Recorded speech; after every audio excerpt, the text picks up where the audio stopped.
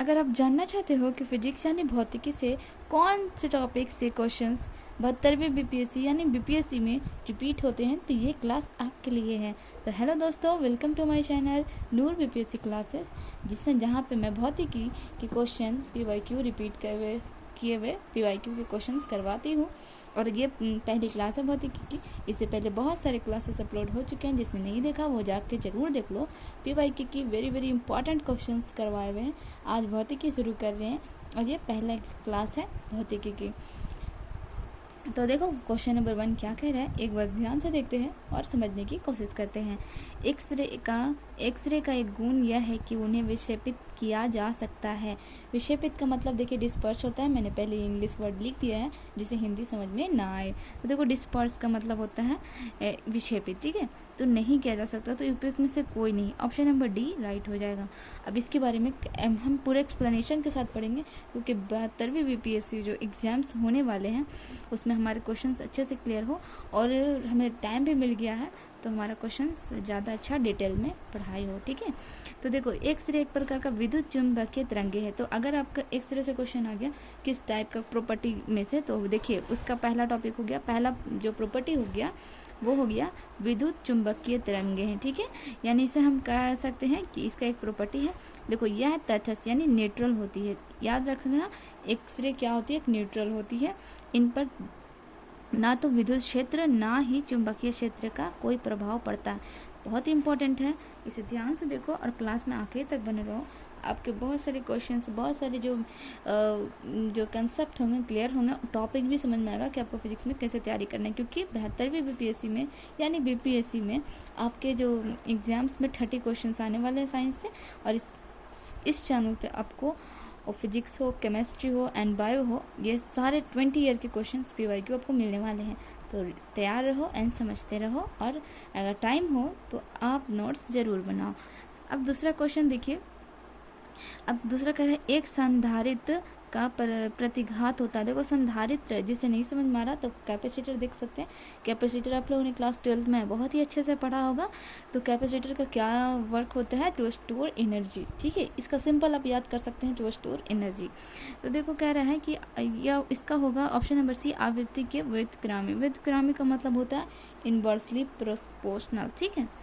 अब देखो क्या कर रहा है, संधारित्र यानी कैपेसिटर की प्रतिघात आवृत्ति की व्युत्क्रमी होती है। ओके, संधारित्र की प्रतिघात यानी एक्स सी से दर्शाया जाता है। जो संधारित्र का प्रतिघात होता है यानी जो क्वेश्चन है वो किससे दर्शाया जा रहा है, एक्स सी से दर्शाया जा रहा है। और इसका सूत्र आप लोग देख लो कि एक्स सी बराबर 1/2πfc होता है। कभी सूत्र भी पूछ सकता है, तो हमें इसे एक बार देख लेना। जब आवृत्ति बढ़ती है यानी जब एफ, आवृत्ति का मतलब आपको नहीं पता तो मैं बता दूं कि आवृत्ति का मतलब फ्रीक्वेंसी होता है। तो फ्रीक्वेंसी जब बढ़ती है तो एक्स सी यानी कि कैपेसिटर का जो प्रतिघात होता है वो घटता है। तो ये बहुत ही इंपॉर्टेंट बात है। अगर आप इसे नहीं दे पा रहे तो मेरी बातों को सुन के उन्हें समझ सकते हो ध्यान में, क्योंकि इस टाइप के अगर क्वेश्चन आपके सामने आए that you can deal with this. आते हैं वे देखो, अतः संधारित्र की प्रतिघात आवृत्ति की व्युत्क्रमी होती है। देखो जब फ्रीक्वेंसी बढ़ती है तो जो कैपेसिटर की प्रतिघात होती है वो घटती है, इसे याद रखना। आते क्वेश्चन नंबर 3। देखो ज़्यादा देर तो नहीं करूँगी, बट हाँ डिटेल में समझाऊंगी। तो अगर आप 10 ही क्वेश्चन पढ़ो पर अच्छे से पढ़ना है। जब एक टेलीस्कोप के अभिदृश्य से लेंस का व्यास बढ़ता है तब टेलीस्कोप की विभेदन क्षमता क्या होती है। तो देखो हम ये कह रहे हैं, ये क्वेश्चन ये कह रहा है कि देखो जब हम जो टेलीस्कोप होता है उसके जो लेंस होते हैं, उसका जो टेलीस्कोप का जो लेंस होता है उसका व्यास का मतलब होता है यहाँ पे याद रखना डायमीटर। आप लोगों को पता नहीं होगा मीटर, ठीक है, डायमीटर, ठीक है। तो डायमीटर जब हम बढ़ाएंगे लेंस का तो क्या होगा, उसमें ज़्यादा लाइट है ना पार होगी। तो जितना ज़्यादा लाइट हमें उस लेंस से पार होगी, हम उतने छोटे जो वस्तु होगा, जो ऑब्जेक्ट होगा, हम उसे अच्छे से देख पाएंगे। तो एक बार इसका एक्सप्लेनेशन पढ़ लो। एक्सप्लेनेशन बहुत ज़रूरी है कि देखो जब टेलीस्कोप के अभिदृश्य से लेंस को व्यास बढ़ाते हैं तो टेलीस्कोप की विभेदन क्षमता बढ़ जाती है। तो इसका सिंपल देखो, जिससे हम जिससे अधिक प्रकाश, देखो क्या इसका उतना नहीं, टेलीस्कोप की विभेदन क्षमता उतनी ही अधिक होती है क्योंकि एक बड़े व्यास लेंस की अधिक प्रकाश एकत्र करता है। मतलब बड़ा व्यास का जो लेंस जो ज़्यादा बड़ा डायमीटर वाला रहेगा तो वो ज़्यादा लाइट को अपनी तरफ पास करेगा, तो जिससे दूर वस्तुओं को स्पष्ट रूप से देखना आसान हो जाता है, बस इतना ही याद करना था, ठीक है।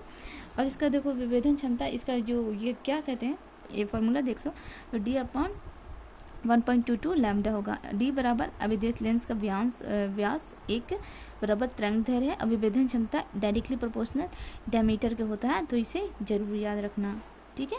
क्वेश्चन नंबर 4 कहता है चुंबकीय बल के मापन की इकाई को क्या कहते हैं, तो इसे यूनिट ऑफ ये मैग्नेटिक फोर्स को क्या कहेंगे, तो ये टेस्ला कहते हैं, यानी ऑप्शन नंबर डी ये राइट हो जाएगा। ये ज़्यादा कथन वाला ये याद करने की ज़रूरत नहीं है, आपको सभी को याद होगा, जिसे नहीं याद है वो ज़रूर नोट कर लेना, ठीक है। तो टेस्ला तो हमें पता चल गया, एक टेस्ला बराबर भी पूछ सकता है, तो हमको याद रखना है वेबर पर मीटर स्क्वायर होता है।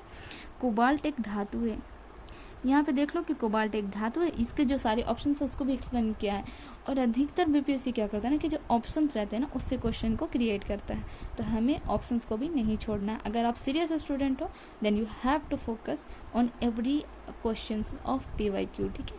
तो इस तरीके से एम्पियर एक विद्युत धारा की इकाई है, आपको पता होगा कि यूनिट है विद्युत धारा का, जो इलेक्ट्रिक करंट का यूनिट है, हम एम्पियर में मापते हैं। और ओम है प्रतिरोध की क्षमता। अब देखो प्रतिरोध का मतलब तो सभी को नहीं पता, अरे याद होगा, अब पढ़े होंगे, ओम यानी रेजिस्टेंस, ये रेजिस्टेंस, प्रतिरोध मतलब रेजिस्टेंस, ठीक है। अब हम आते हैं क्वेश्चन नंबर 5 में, निम्न में से कौन सा छाया की उत्पत्ति के लिए जिम्मेदार है। छाया की उत्पत्ति मतलब जो हमारा जो शेडो बनता है वो कैसे बनता है और कौन सी चीज़, तो प्रकाश के देखो त्रिभुज रेखाएं प्रसार, यही होगा, ऑप्शन नंबर 20 का राइट होगा। अब इसके बारे में थोड़ा डिटेल पढ़ लो। जब छाया तब बनती है, कब बनती है, जब कोई अपारदर्शी वस्तु मतलब जिससे लाइट पास ना हो सके प्रकाश की सीधा रेखा में गति अवरुद्ध करती है। मतलब अगर इधर से लाइट आ रहा है और यहाँ पे ये ऑब्जेक्ट अगर मैं रख दूँ तो देखो इसकी छाया बन जाएगी, मेरे हैंड्स की भी छाया बन रही है, क्योंकि इससे लाइट पास नहीं हो पा रही है। तो यही छाया का बनता है कि जब कोई लाइट सीधी रेखा में आ रही है और उसको अवरोध कर दे रहा है तो यहाँ पे छाया का निर्माण हो रहा है, ठीक है। तो देखो जब कोई वस्तु इस रास्ते में आती है तो उसे क्षेत्र में प्रकाश नहीं पहुंच पाता, जिससे हम वहाँ पे हम छाया कह सकते हैं, ओके। अब हम आते हैं क्वेश्चन नंबर 6 पे। क्या कह रहा है, एक m किलोग्राम भार एवं e कूलम आवेश वाला इलेक्ट्रॉन स्थिर अवस्था में, आवेश वाला इलेक्ट्रॉन स्थिर अवस्था में V वोल्ट के विभवांतर, अब विभवांतर नहीं पता होगा, तो मुझे पता है बहुत सारे लोगों को ज़्यादा हिंदी पता नहीं होती, इसलिए मैंने कुछ जो हार्ड है हिंदी उसका मैंने इंग्लिश लिख दिया। देखो पोटेंशियल डिफरेंस होता है, ठीक है, कि गति करता है, जब उसकी अंतिम ऊर्जा जूल में होगी तो उसका क्या वैल्यू होता है, तो होता है option number A EV, okay. तो हम इसके बारे में देख लेते हैं थोड़ा सा कि जब कोई आवेशित कण, अब आवेशित कण नहीं पता तो मैं बता दूँ कि इसका होता है चार्ज आयन, ओके, जैसे कि इलेक्ट्रॉन।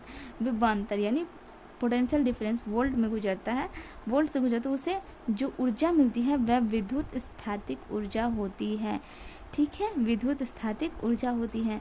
इसका सूत्र क्या है, U = QV, इसे ज़रूर याद रखना क्योंकि क्वेश्चन से यहाँ से अब EW पूछा है तो इसका ये सूत्र भी पूछ सकता है, ठीक है। हम आते हैं क्वेश्चन नंबर 7 क्वेश्चन नंबर क्या कह रहा है कि नवीकरणीय ऊर्जा का अर्थ क्या है। वेरी इंपॉर्टेंट क्वेश्चन और हमें इसके बारे में जानकारी होनी चाहिए। तो इसका होगा ऑप्शन नंबर होगा ए, सही होगा 1 और 4। अब नवीकरणीय ऊर्जा किसे कहते हैं इसे जरा सा जान लो। वह ऊर्जा जो प्राकृतिक स्रोतों के निरंतर उपलब्ध से रहती है, पुनः उत्पन्न की जा सकती है। इसमें शामिल है जैसे सौर ऊर्जा, जल ऊर्जा, पवन ऊर्जा एंड जैव ऊर्जा, जैव अपशिष्ट से, ओके। तो हमें पता चल गया रिन्यूएबल रिसोर्स भी इसे इंग्लिश में कहते हैं। अब देखिए 70वें बीपीएससी के क्वेश्चंस हैं और देखो क्वेश्चन नंबर 8 क्या कह रहा है, डाल्टन की परमाणु सिद्धांत की सफलतापूर्वक व्याख्या है। यहाँ पे आपको मतलब जिसने भी मेरे क्लासेस देखे हैं, जितने व्यूज़ आते हैं उतने सब्सक्राइब नहीं करते, तो प्लीज़ मैं रिक्वेस्ट करूँगी ये आपके बेनिफिट्स के लिए, आपके प्रीलिम्स क्रैक के लिए मैंने ये क्लासेस बनाए हैं जिसमें आपके बहुत अच्छे से सारे टॉपिक क्लियर हो। बहुत सारे ऐसे बच्चे हैं जो अभी ये बुक या PYQ बुक उनके पास नहीं है, तो वो क्लासेस देख रहे हो तो सब्सक्राइब कर लो ताकि मेरी सारी नोट्स, मेरे सारे नोटिफिकेशंस क्लासेस के सारे आप तक पहुंच सके। और अगर रियल में आप सीरियस हो तो लोगों के पास शेयर करो, अपने दोस्तों के पास, और बताओ कि यहाँ पे कैसे आपके PYQ की क्लास करवाई जा रही है, वो भी एक्सप्लेनेशन के साथ में। तो आपको बहुत ही बेनिफिट पहुँचेगा। ठीक है, अब देखो क्वेश्चन नंबर 8 क्या कह रहा था कि डाल्टन के परमाणु सिद्धांत का सफलतापूर्वक व्याख्या कौन करता है। तो ये देखो ऑप्शन नंबर सी होगा 1, 2 और 4। अब 1, 2, 4 क्या है, तो देखो 1 द्रव्यमान संरक्षण का नियम, ठीक है, और 2 में स्थिर संगठन का नियम, ओके, और देखो 3 वाला नहीं है, 4 वाला बहु अनुपात का नियम। ठीक है, तो याद रखेंगे। अब देखो डाल्टन परमाणु सिद्धांत 1808 में दिया गया था, तो ये याद जरूर रखना, कभी डेट भी पूछ सकता है। ठीक है, अब हम आते हैं क्वेश्चन नंबर 8 के बाद क्वेश्चन नंबर 9। क्वेश्चन नंबर 9 क्या कह रहा है, एक बार देखो, किस मीटर का उपयोग वाहन द्वारा तय की गई दूरी को मापने के लिए किया जा सकता है। तो देखो किस मीटर को वाहन दूरी तय करने के लिए मापा जाता है, तो ये होता है ओडोमीटर, यानी ऑप्शन नंबर डी राइट हो जाएगा। देखो यांत्रिक ओडोमीटर पुराने वाहनों के गियर्स और रॉड के माध्यम से मापन करता है। ठीक है, डिजिटल ओडोमीटर आधुनिक वाहनों के इलेक्ट्रॉनिक सेंसर से करता है। जीपीएस आधारित मोबाइल ऐप्स स्मार्ट वाहन के उपग्रह से दूरी मापते हैं। एम मीटर विद्युत प्रतिबाध इलेक्ट्रिक करंट को मापने के लिए धारा को एम्पियर में मापता है। अभी हम लोगों ने पीछे क्वेश्चन इसके बारे में किए हैं। और देखो स्पीडोमीटर वाहन की गति को मापता है। मैं इतना एक्सप्लेनेशन क्यों कर रही हूँ कि अगर इसके पॉइंट से भी क्वेश्चन आ गया ना, मतलब इसके ऑप्शन से, तो आप लोग को कोई भी क्वेश्चन छूटे ना। और साइंस का 30 क्वेश्चन है, तो इसको हल्के में बिल्कुल मत लेना, मैं यही आप लोगों को प्रेफर करोगे। और देखो क्रोनोमीटर क्या है, सटीक समय मापने वाला यंत्र है। ठीक है, तो अब हम आते हैं क्वेश्चन नंबर 10 में। 10 क्या कह रहा है, ऊष्मा स्थानांतरण जिसके लिए किसी माध्यम की आवश्यकता नहीं होती कहलाता है। तो वो कहलाता है रेडिएशन, यानी विकिरण। ऑप्शन नंबर ए राइट हो जाएगा। और क्वेश्चन का एक्सप्लेनेशन देखो, तो क्या कह रहा है, देखो विकिरण नहीं, एकमात्र ऊष्मा स्थानांतरण विधि है। देखो एकमात्र, ओनली ऐसा ट्रांसफ़र है जिसे माध्यम की आवश्यकता नहीं होती। मतलब हमारे अगर हम कुछ बोल रहे हैं तो साउंड को भी चाहिए होता है, मीडियम चाहिए होता है, लाइट को भी मीडियम चाहिए होता है, लेकिन जो रेडिएशन होता है तो उसको मीडियम नहीं चाहिए होता है। ठीक है, तो हम देखो अब क्वेश्चन नंबर इसका देखो सूर्य से पृथ्वी की ऊष्मा को आना, ठीक है, पास बैठकर महसूस होने वाली गर्मी, कंडक्शन, गर्म चम्मच का शिरा, जैसे अगर चम्मच कहीं पे ऐसे टच है गर्म चीज़ में, तो हमें यहाँ भी थोड़ी देर में छूने पर हमें गर्म महसूस होगा, क्योंकि ये कंडक्शन ले लेता है यहाँ से, इसका हीट एनर्जी को यहाँ तक ये कंडक्ट कर देता है। और देखो कन्वेक्शन, पानी या हवा में ऊष्मा का प्रवाह, तो पानी भी कभी गर्म हो जाता है, जब उसमें ऊष्मा दी जाती है तो वो देर तक गर्म होता है, जैसे हम महसूस कर सकते हैं। ठीक है, तो यहाँ पे मैं ज़्यादा लेंदी वीडियो ना करते हुए मैं क्लास का आज 10 क्वेश्चन कंप्लीट करवा दी हूँ। और याद रखो कि जो फिजिक्स के, ये भौतिकी जो मैं क्वेश्चन शुरू की हूँ, ये 20 ईयर्स इसमें हैं सारे क्वेश्चन, और इसमें पूछ चुका है 147 क्वेश्चंस। तो जितने लोगों भी ये पहली क्लास देख रहे हो, अपने दोस्तों को शेयर करो एंड सब्सक्राइब करो, और उन्हें बताओ कि अगली क्लास कल मिलेगी, और इसे ध्यान से देखो, क्योंकि इसके बाद फिजिक्स, उसके बाद केमिस्ट्री एंड देन बायो आपके लिए वेरी वेरी इंपॉर्टेंट क्लासेस लगातार आते रहेंगी। तो जो मेरे इस चैनल पे नए हो प्लीज़ सब्सक्राइब करो और कमेंट करो कि आपको क्लास कैसा लगा, मेरा एक्सप्लेनेशन और मेरा मेहनत और मेरी दी गई आप लोग को मोटिवेशन सबको कैसी लगी। तो फिर मिलते हैं हम नेक्स्ट क्लास में, फिर एक नए जोश और एक नई क्लास के साथ, जिसमें हम फिर से एक्सप्लेन करेंगे आगे के 11 क्वेश्चन नंबर से। तो थैंक यू, बाय बाय।